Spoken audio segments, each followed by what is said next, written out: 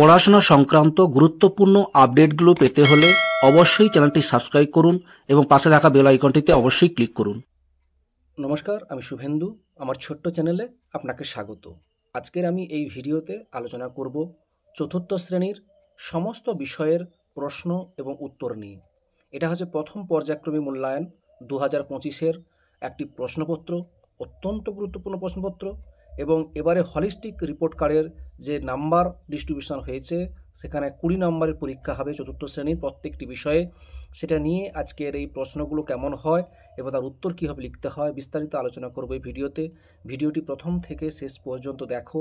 যদি ভালো লাগে অবশ্যই একটা লাইক দিও, আর আমার চ্যানেল নতুন হলে অবশ্যই চ্যানেলটিকে সাবস্ক্রাইব করো। ঠিক আছে, কথা না বাড়িয়ে শুরু করা যাক। এ প্রথম পর্যায়ক্রমিক মূল্যায়ন 2025-এর পূর্ণমান 20 চতুর্থ শ্রেণীর বাংলা দিয়ে প্রথমে বাংলা করব, তারপর পরপর বিষয়গুলো পরপর করে করব। সময় থাকবে 40 মিনিট। এখানে বিদ্যালয়ের নাম লিখতে হবে এবং অবশ্যই শিক্ষার্থীর নাম লিখতে হবে, বিভাগ, ক্রমিক সংখ্যা অর্থাৎ রোল নাম্বার এগুলো লিখতে হবে। প্রশ্নের উপরেই উত্তর করতে হবে, কোনো সমস্যা নেই। প্রশ্ন থাকবে, তারপরে উত্তর করতে হবে। এবার চতুর্থ শ্রেণীর বাংলা প্রশ্ন, প্রথম প্রশ্ন যেটা আছে 1 নম্বরের, বলেছে সঠিক উত্তরের মাথায় টিকচিহ্ন দাও। সঠিক উত্তরের মাথায় টিকচিহ্ন দাও। প্রথম প্রশ্ন কতে হাতকড়ি পরায় উকিল, পুলিশ না চোর? উত্তরটা হবে পুলিশ। পুলিশের মাথায় এইভাবে টিকচিহ্ন দিয়ে দেবে। পরের প্রশ্ন আম, জাম, চা বাগিচায় তলায় যেন তারা হেসেছে, কি হবে? উত্তরটা হবে আম। আম বাগিচার তলায় যেন তারা হেসেছে। পরের প্রশ্ন গতে তত্ত্ব চান মই দিয়ে এসেছিল বাড়ি না দারোয়ানের ঘর না দোকান থেকে? উত্তরটা হবে দারোয়ানের ঘর থেকে। তত্ত্ব চান মই নিয়ে এসেছিল দারোয়ানের ঘর থেকে। দারোয়ানের মাথায়, ঘর থেকে মাথায় এটা টিকচিহ্ন দিতে হবে। ঘয়ে দু চাকায় দুনিয়াতে লেখকরা যাত্রা শুরু করেন কলকাতার টাউন হল, রাঁচি না পেশোয়ার থেকে? উত্তরটা হবে কলকাতার টাউন হল থেকে। দু চাকার দুনিয়াতে লেখকরা যাত্রা শুরু করেছিল কলকাতার টাউন হল থেকে। হয়ে গেল। এরপর কি বলেছে, 2 দাগের নিচের এলোমেলো বর্ণগুলি সাজিয়ে শব্দ তৈরি করো। ঠিক আছে, এলোমেলোভাবে দেওয়া হয়েছে কয়ের দাগে, এটাকে সাজিয়ে লিখলে হবে ভয়ানক। ক্ষয়ের দাগেরটা সাজিয়ে লিখলে হবে আয়োজন। ঠিক আছে, উত্তরগুলো কীভাবে করতে হবে বা এইরকম ধরনের প্রশ্নগুলো আসবে, তোমাদেরকে এখন থেকে ভালো করে প্র্যাকটিস করে নিতে হবে। ঠিক আছে, ব্যাস। এবার 3 দাগে কী বলা হয়েছে, বাম দিকের শব্দগুলো ডান দিকে তাদের বিপরীত শব্দ অনুসারে দাগ দিয়ে মেলাতে বলেছে। বাম দিকে যে শব্দগুলো আছে তার যে বিপরীত শব্দ সেগুলো ডান দিকের সঙ্গে মেলাতে হবে। দেখে নাও। প্রথমে বাম দিকে দেওয়া হয়েছিল ছোট, বাইরে, দূর, শুরু, আর ডান দিকে আছে ভিতরে, বড়, শেষ, নিকট। তাহলে উত্তরগুলো প্রথমে ছোটোর কী হবে, ছোটোর বিপরীত হবে বড়, তাহলে বড় দিকে তীর চিহ্ন দাও। বাইরে, বাইরের কী হবে, ভিতর, বিপরীত শব্দ। দূর, নিকট, শুরু, শেষ। ঠিক আছে, এইভাবে সুন্দর করে বাম দিকের সঙ্গে ডান দিকের শব্দগুলো এইভাবে সুন্দর করে লিখে ফেলবে। ওকে, চলে এই পরের প্রশ্ন। কী বলা হয়েছে, আর দাগে বর্ণ বিশ্লেষণ করো। বর্ণ বিশ্লেষণ করতে বলা হয়েছে। প্রথমে বলা হয়েছে কিলিবিলি, এইভাবে সুন্দর করে লিখবে। ক যুক্ত হস্যই যুক্ত ল যুক্ত হস্যই যুক্ত ব যুক্ত হস্যই যুক্ত ল যুক্ত হস্যই। এগুলো প্রত্যেকটা হসন্ত দেবে। ক হসন্ত যুক্ত হস্যই যুক্ত ল হসন্ত যুক্ত হস্যই যুক্ত ব হসন্ত যুক্ত হস্যই যুক্ত ল হসন্ত যুক্ত হস্যই। এইভাবে সুন্দর করে বর্ণগুলো বিশ্লেষণ করতে হবে। তর তর, ত হসন্ত যুক্ত অ যুক্ত র হসন্ত যুক্ত অ যুক্ত ত হসন্ত যুক্ত অ যুক্ত র হসন্ত যুক্ত অ। এইভাবে সুন্দর করে বর্ণ বিশ্লেষণ করতে হবে। ঠিক আছে, প্রশ্নগুলো কেমন ধরনের হয়, উত্তরগুলো কেমন হয় সেটা সেইভাবে সুন্দর করে একটা পরপর করে দেখে নিও। চলে যাই পরবর্তী প্রশ্ন। পরের পেজে কি বলা হয়েছে, 5 দাগের সন্ধি বিচ্ছেদ করো। সন্ধি বিচ্ছেদ দেখো, প্রথমে কি দেওয়া হয়েছে, নগেন্দ্র। সন্ধি বিচ্ছেদ করলে কি হবে, দন্ত নগ যুক্ত ইন্দ্র, নগ যুক্ত ইন্দ্র, নগেন্দ্র। রত্নাকর, রত্ন যুক্ত আকর, রত্ন যুক্ত আকর। ঠিক আছে, এই রকম ধরনের প্রশ্নগুলো আসবে, তোমরা এইভাবেই প্র্যাকটিস করে যেও। ঠিক আছে, চলে যাই পরবর্তী প্রশ্ন। কি বলেছে, বাম দিকের শব্দগুলি ডান দিকে তাদের প্রতিশব্দ অনুসারে দাগ মেলাও। বাম দিকের সঙ্গে ডান দিকে মেলাতে হবে। যেমন কী কী দেওয়া হয়েছিল, গৃহ, হাতি, বাগান, পৃথিবী। আর এদিকে হয়েছে উদ্যান, বিশ্ব, আবাস, গজ। তাহলে গৃহ কী হবে, আবাস, হাতি কী হবে, গজ, বাগান কী হবে, উদ্যান, আর পৃথিবী হবে বিশ্ব। এইভাবে সুন্দর করে তীর চিহ্ন দিয়ে মিলিয়ে দেখে নিতে হবে। আশা করি বুঝতে পেরেছো, কোনো সমস্যা নেই। তাহলে এইভাবে সুন্দর করে উত্তর করে নিতে হবে। এর পরবর্তী প্রশ্ন কী দেওয়া হয়েছে, নিচের শব্দগুলোর উত্তর দাও। প্রত্যেকটি 1 নম্বর প্রশ্ন। কে কবিকে মধুর কথা বলতে শেখালো? উত্তর এইভাবে লিখবে, চাঁদ কবিকে মধুর কথা বলতে শেখালো। ঠিক আছে, চলে যাই পরবর্তী প্রশ্ন। অন্ধকারে শিয়াল ছাগলছানাকে কি মনে করেছিল? উত্তর এইভাবে লিখবে, অন্ধকারে শিয়াল ছাগলছানাকে রাক্ষস মনে করেছিল। পরবর্তী প্রশ্ন গয়ে তত্ত্বচান কাকে গাছে চড়ার নিমন্ত্রণ জানিয়েছিল? উত্তর এইভাবে লিখবে, তত্ত্বচান ইয়াসোয়াকে চানকে গাছে চড়ার নিমন্ত্রণ জানিয়েছিল? ঠিক আছে, তুমি তোমার মতো উত্তরগুলো লিখবে এবং সুন্দর করে লিখবে। পরবর্তী প্রশ্ন, রান্নাঘরে উনুনের মধ্যে কি গুজে রাখা হতো? উত্তর এইভাবে লিখবে, রান্নাঘরে উনুনের মধ্যে গঙ্গা মাটি দিয়ে তৈরি গুলি গুজে রাখা হতো। ঠিক আছে, এই এই হচ্ছে প্রশ্ন, তোমাদের সঙ্গে শেয়ার করলাম। প্রশ্নটি কেমন হয়েছে, উত্তরগুলো কেমন লিখতে হবে সবই বুঝলে। যদি ভিডিওটি ভালো লাগে অবশ্যই একটা লাইক দিও, আর আমার চ্যানেল নতুন হলে অবশ্যই চ্যানেলটিকে সাবস্ক্রাইব করো। ঠিক আছে, ওকে। এরপরে আমরা আজকে শুরু করব চতুর্থ শ্রেণীর গণিত বিষয়ে। সেটাও তোমাদের থাকবে 20 নম্বরের, প্রথম পর্যায়ক্রমে মূল্যায়ন 2025-এর। এটাও থাকবে 20 নম্বরের, সময় থাকবে 40 মিনিট। এটাও কিন্তু তোমাদের কিন্তু প্রশ্নের উপর উত্তর করতে হবে। ঠিক আছে, অবশ্যই তোমার বিদ্যালয়ের নাম লিখবে এবং তোমার নাম লিখবে এবং ক্রমিক সংখ্যা লিখবে এবং এ বিভাগ না বি বিভাগ সেটা অবশ্যই এখানে প্রশ্নের উপরই তোমরা কিন্তু পরপর করে লিখবে। ঠিক আছে, এখানে কেমন ধরনের প্রশ্ন হয় সেটা পরপর দেখে নেই। প্রথম প্রশ্ন হচ্ছে একের দাগে সঠিক উত্তরের মাথায় টিকচিহ্ন, যেটা সঠিক উত্তর তার মধ্যে টিকচিহ্ন দিতে হবে। প্রথম প্রশ্ন বলা হয়েছে, তিনটি সংখ্যার গড় 30 হলে তাদের সমষ্টি হবে কি? সমষ্টি করতে হলে তিনটি সংখ্যা যেহেতু, তাহলে তার সমষ্টি করতে কি হবে? 3 দিয়ে গুণ করতে হবে, অর্থাৎ 30-এর সঙ্গে 3 গুণ করলে হবে 90। তাহলে এখানে আছে 30, 60, 90, উত্তরটা হবে 90। এবার বলেছে ক্ষয়ের দাগে 12 ঘন্টার ঘড়িতে সন্ধ্যা 7টা বাজলে 24 ঘন্টার ঘড়িতে বাজবে কটা? 19, 17 না 7টা? না, 12 ঘন্টার ঘড়িতে যদি 7টা বাজে তাহলে 24 ঘন্টার ঘড়িতে বাজবে 19, কারণ 12 + 7 19, এখানে হবে 19টা হবে। এবার বলেছে 4 বছর 2 মাস হলো 48 না 50 না 42 মাস, মাসে নিয়ে আসো। তাহলে 4 বছর, তাহলে 1 বছর মানে 12 মাস, তাহলে 4 বছর মানে 12 4 48 প্লাস 2 মানে 50 মাস। পরবর্তী প্রশ্ন, 4 অঙ্কের বৃহত্তম সংখ্যাটি হলো, 4 অঙ্কের বৃহত্তম সংখ্যা কি? না 4টে 9। ঠিক আছে, 4টা 4 1000, 4টা 9, তাহলে উত্তরটা হবে 4টে 9। ঠিক আছে, এইভাবে যেটা উত্তর হবে সুন্দর করে এইভাবে করতে হবে। আশা করি বুঝতে পেরেছো, কোনো সমস্যা নেই। চলে যাই পরবর্তী প্রশ্ন, কি বলেছে? শূন্যস্থান পূরণ করতে বলা হয়েছে। কতে বলেছে লব 3 ও হর 5 হলে ভগ্নাংশটি কত হয়? ভগ্নাংশটি হবে উপরে লব হয় নিচে হর হয়, তাহলে ভগ্নাংশটি হবে 3/5, অর্থাৎ লব বাই হর মানে 3/5। আচ্ছা, খতে বলেছে যে বছর লিপিয়ার সেই বছরে ফেব্রুয়ারি মাসের দিন সংখ্যা কত হয়? নিশ্চয়ই জানো যে লিপিয়ার যে বছর হয় সে বছরে দিন সংখ্যা বিশেষ করে ফেব্রুয়ারি মাসে একদিন বাড়তি থাকে। তার জন্য প্রতি বছর লিপিয়ার না থাকলে হয় 28 আর লিপিয়ার হলে হয় 29, তাহলে এখানে হবে 29 দিন। 489 সংখ্যাটিতে 8-এর স্থানীয় মান কত? নিশ্চয়ই জানো 489 সংখ্যাটিতে 8-এর স্থানীয় মান হচ্ছে 80, এখানে হবে 80, 8-এর পর একটা শূন্য দিয়ে দিতে হবে। তারপর আছে 6 ঘন্টা 40 মিনিট সমান কত মিনিট? ঘন্টাকে মিনিট নিয়ে আসো, 1 ঘন্টা সমান সমান জানো 60 মিনিট, তাহলে 60-এর সঙ্গে 6 গুণ করলে হবে 6 36, 36 প্লাস 40 মানে হচ্ছে 400, অর্থাৎ 360 যুক্ত 40 মানে 400 মিনিট। ঠিক আছে, ব্যাস এইভাবে হয়ে গেল।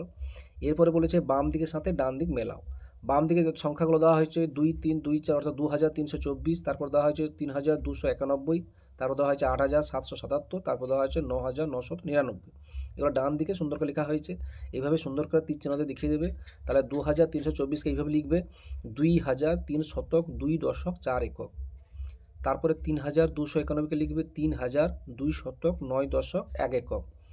তারপরে লিখবে 8700.7.7 একক। তারপরটা লিখবে 9009.9.9 একক। ঠিক আছে, এইভাবে সুন্দর করে লিখে ফেলবে।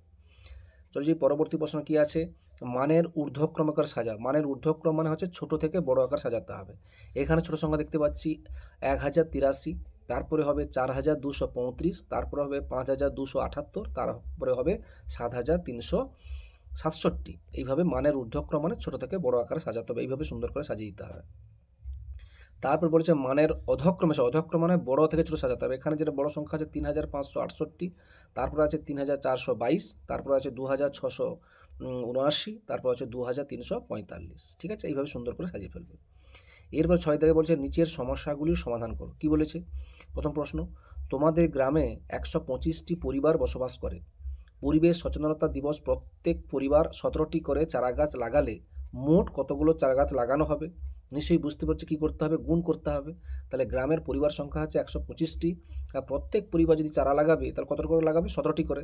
তাহলে এই দুটোকে গুণ করবে, গুণ করার পর সংখ্যাটি হবে 2125টি। তাহলে লাস্টে উত্তর লিখবে মোট 2125টি চারা গাছ লাগবে। এইভাবে সুন্দর করে প্রশ্নের উপর কিন্তু সুন্দর করে এইভাবে উত্তর করতে হবে। পরবর্তী প্রশ্ন কি বলেছে, অজয়বাবু 120টি চারা গাছ কিনে আনলেন, চারা গাছগুলিকে 20টি সারিতে ভাগ করে বসালে প্রতি সারিতে কতগুলো করে চারা গাছ লাগবে? নিশ্চয়ই বুঝতে পারছি, ভাগ করে বলেছে, আমরা ভাগ করতে হবে। তা চারা গাছের সংখ্যা আছে 120টি, তা 20টি সারিতে ভাগ করে বসালে তাহলে ভাগ করলে হবে 20কে 120 ভাগ করলে হবে 6, তাহলে লাস্টে উত্তর লিখবে প্রতি সারিতে 6টি করে চারা গাছ বসালেন। পরবর্তী প্রশ্ন, সানিয়ার বয়স 9 বছর 5 মাস 15 দিন, সবিতার বয়স 8 বছর 7 মাস 12 দিন, কার বয়স কম ও কত কম? তাহলে এইভাবে লিখবে, সানিয়ার বয়স 9 বছর 5 মাস 15 দিন, আর সবিতার বয়স 8 বছর 7 মাস 12 দিন। এটাকে কী করে বিয়োগ করবে?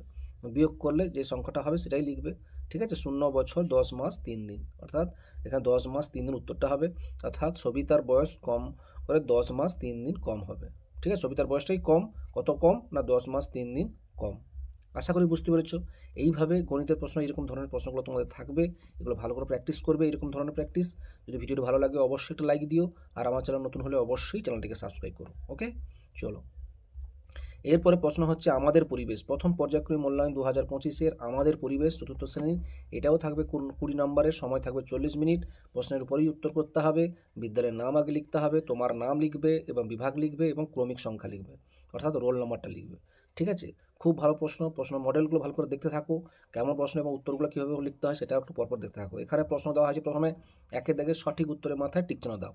প্রথম প্রশ্ন বলা হয়েছে, বাতাসে যে গ্যাসটি সবচেয়ে বেশি পরিমাণে আছে সেটি হলো নাইট্রোজেন, অক্সিজেন না কার্বন ডাইঅক্সাইড? উত্তরটা হবে নাইট্রোজেন। বাতাসে যে গ্যাসটি সবচেয়ে বেশি পরিমাণে আছে সেটি হলো নাইট্রোজেন। শীতদানা নেই, কেঁচো, মানুষ না টিকটিকি? উত্তরটা হবে কেঁচো। কাঠ একটি তরল, কঠিন না গ্যাসীয় পদার্থ? উত্তরটা হবে কঠিন পদার্থ। শিল পড়ে কাল বৈশাখী ঝড়ে না ঠান্ডার সময় না বর্ষার সময়? কাল বৈশাখী ঝড়ের সময় শিল পড়ে। আচ্ছা, এইখানে যে উত্তরগুলো আমি বলছি, উত্তরগুলো অবশ্যই ভালো করে একটু বই দেখে মিলিয়ে নেবে।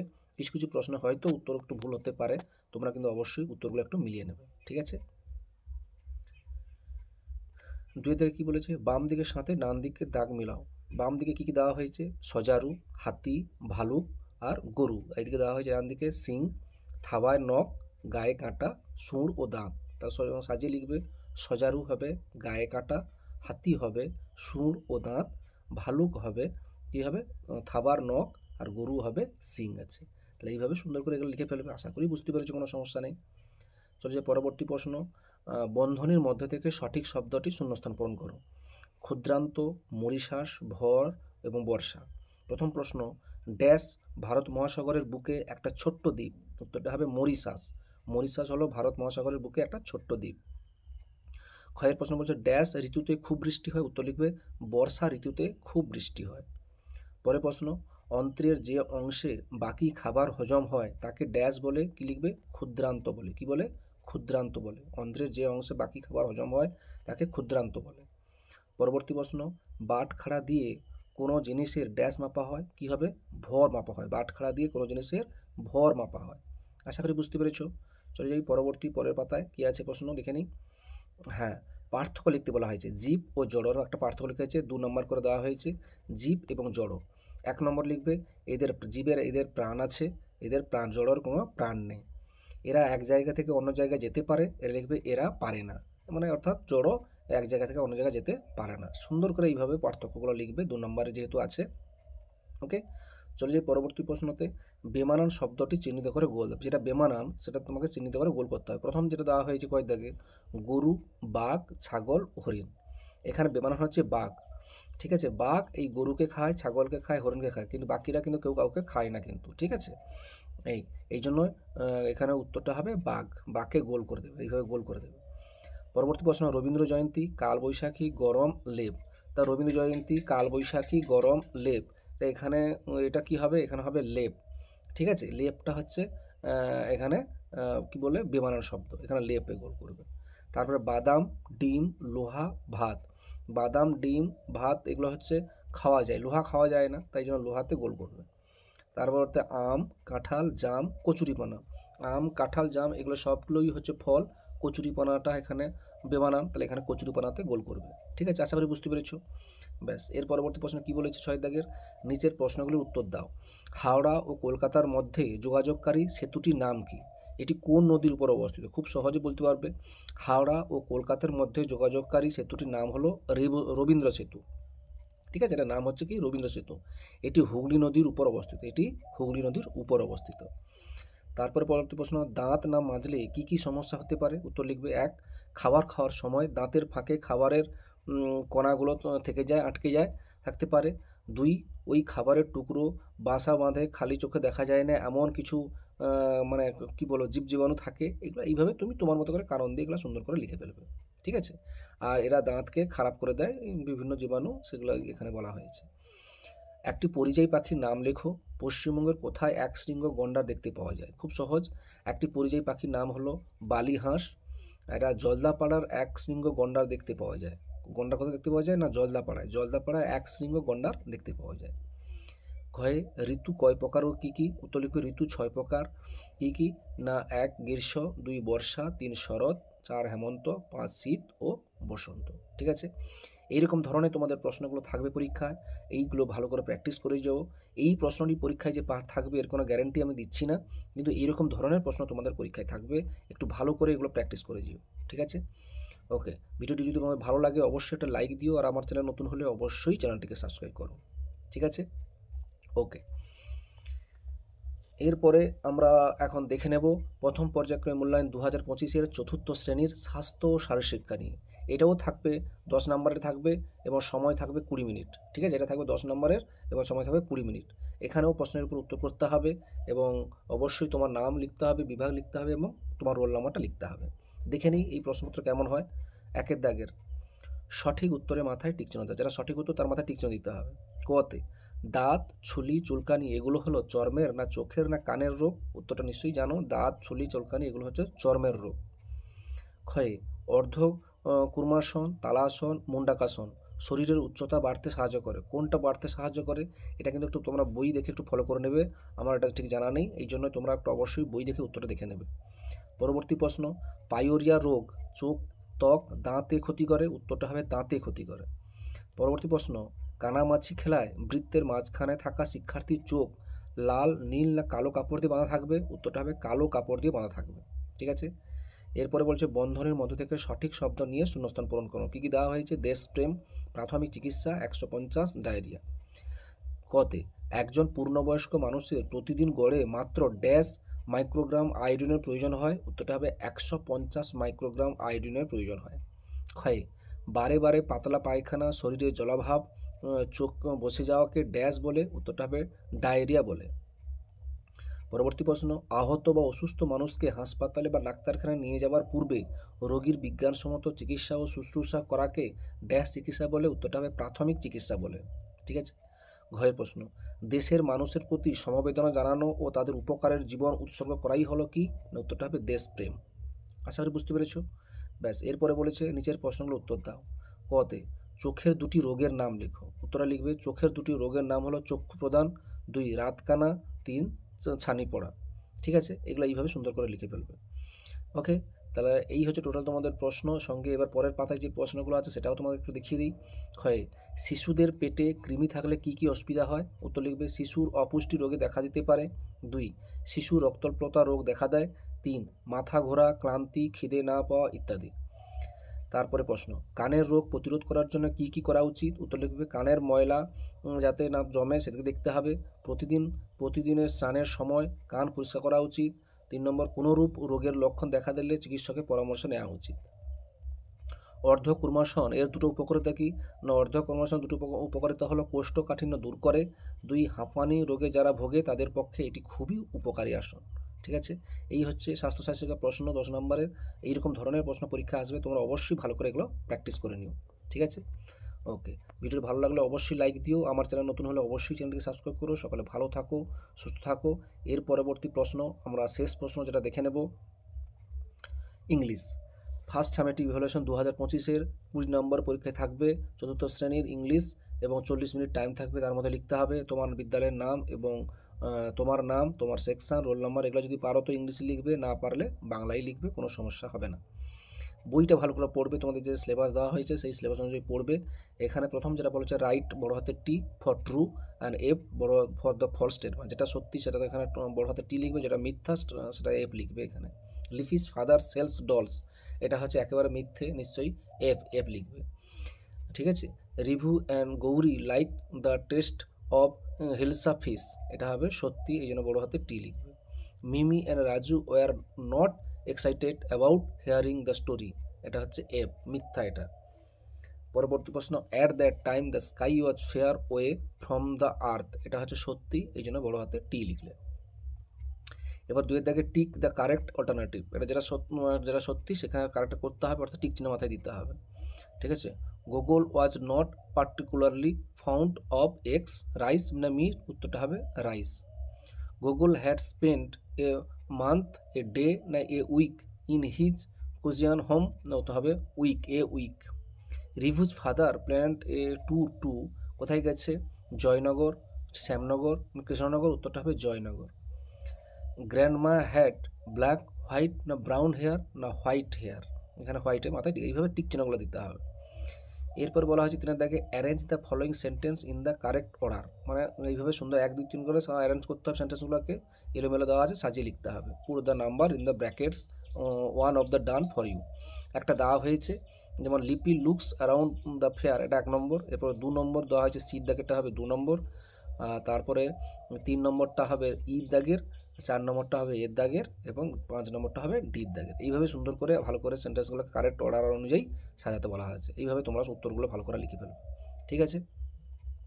নেক্সট পেজে চলে যাই। এখানে কি বলা হয়েছে, underline the odd one out, এখানে যেটা কি বলবে অড নাম্বার, সেটা তোমাকে আন্ডারলাইন করতে বলা হয়েছে। প্রথমটা যেমন ভ্যান, এটা হচ্ছে এখানে আন্ডারলাইন অড দেখাচ্ছে। তারপরটা ক্রিম, ঠিক আছে। তারপরটা সিট দাগেরটা দেখা দেওয়া হয়েছে, দেখো ভোল্টিওর। তারপর হচ্ছে স্কুইরেল, এগুলো তোমাদের উত্তরগুলো ভালো করে দেখে নেবে, ভালো করে পড়বে, ভালো করে প্র্যাকটিস করবে, ঠিক আছে।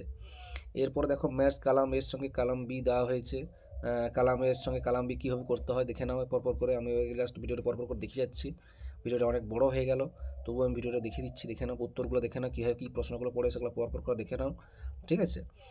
আচ্ছা, answer the following question, who is Lipi's classmate, ঠিক আছে, সুজয় ইজ লিপিজ ক্লাসমেট, এইভাবে সুন্দর করে লিখে ফেলবে। Why did the woman keep the sweeping, এইগুলো উত্তরগুলো লিখবে। The woman wanted the keep her heart clean. তারপরে what did children do fair having the breakfast, after the having breakfast the children played in the courtyard. এবার তারপরে প্রশ্ন, what does Sujoy buy at the fair, সুন্দর করে এই প্রশ্নের উত্তর দেওয়া হয়েছে, এগুলো দেখে নাও। টোটাল প্রশ্ন, ভিডিওটি বড় হয়ে গেলে যাই হোক, ভিডিওটি তোমাদের যদি একটু ভালো লেগে থাকে অবশ্যই একটা লাইক দিও, আমার চ্যানেল নতুন হলে অবশ্যই চ্যানেলটিকে সাবস্ক্রাইব করো। সকলে ভালো থাকো, সুস্থ থাকো, ধন্যবাদ।